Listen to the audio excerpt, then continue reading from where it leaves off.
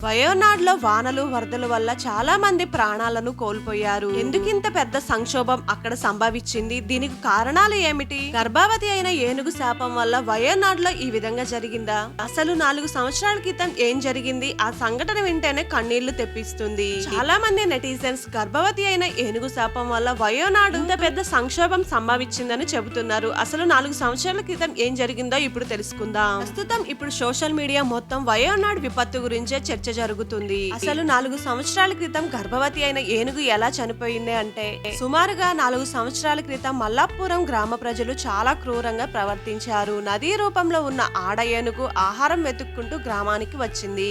ఎవరిని ఏమీ చేయకుండా తన దారిలో అది వెళ్లడంతో స్థానికులు కొందరు అనాస పండు ఇచ్చారు. కానీ ఆ పైనాపిల్ లో పేలుడు పదార్థాలు ఉంచారు. అనుమానం తెలియని ఆ మూగజీవి ఆ దుర్మార్గులను నమ్మి పైనాపిల్ ను తీసుకుని నోటిలో పెట్టుకుంది.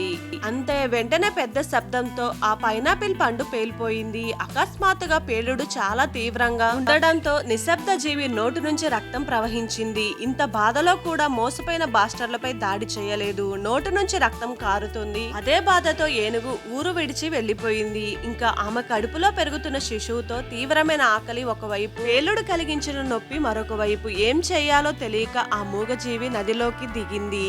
ఏనుగు వెల్లియర్ నదిలో ఉండిపోయింది. ఏనుగు పేలుడు పదార్థాలు తిన్నట్లు అటవీ శాఖ అధికారులు గుర్తించారు. వెంటనే అటవీ సిబ్బంది సురేందర్, నీలకంఠన్ మరో 2 ఏనుగులను తీసుకొచ్చి ఏనుగును నదిలో నుంచి బయటికి తీసేందుకు ప్రయత్నించారు. అయితే గాయం ఇంకా నొప్పి భరించలేక ఏనుగు అక్కడికక్కడే మృతి చెందింది. గర్భవతి అయిన ఆ ఏనుగు కడుపులోని బిడ్డతో సహా ఈ లోకాన్ని విడిచిపెట్టింది. ఈ హృదయ విదారక సంఘటన అప్పటి మల్లపురం అటవీ శాఖ అధికారి మోహన్ కృష్ణన్ తన సోషల్ మీడియా ఖాతాలో వెల్లడించారు. అలాగే చనిపోయిన ఏనుగును బయటికి తీసి పరీక్షించగా దాని కడుపులో పిల్ల ఏనుగు ఉన్నట్లు వైద్యులు గుర్తించారు. చివరికి అటవీ శాఖ సిబ్బంది అంత్యక్రియలు కూడా నిర్వహించారు. ఇప్పుడు కేరళ, కర్ణాటక, తమిళనాడు, ఆంధ్రప్రదేశ్, తెలంగాణ సహా కొన్ని రాష్ట్రాలు వయోనాడ్లో జరిగిన ఈ గర్భవతి అయిన ఏనుగు కారణం అంటూ పెద్ద ఎత్తున ట్రోల్స్ చేస్తున్నారు. గతంలో ఏనుగు మృతి చెందిన పట్టణంలో అప్పట్లో వరదలు వచ్చాయి. అక్కడున్న వారంతా చనిపోయారు. విధ్వంసానికి కారణం ఆ ఊరి ప్రజలే. ఎందుకంటే దీనంతటికి కారణం ఏనుగును చంపడమే అని చెబుతున్నారు.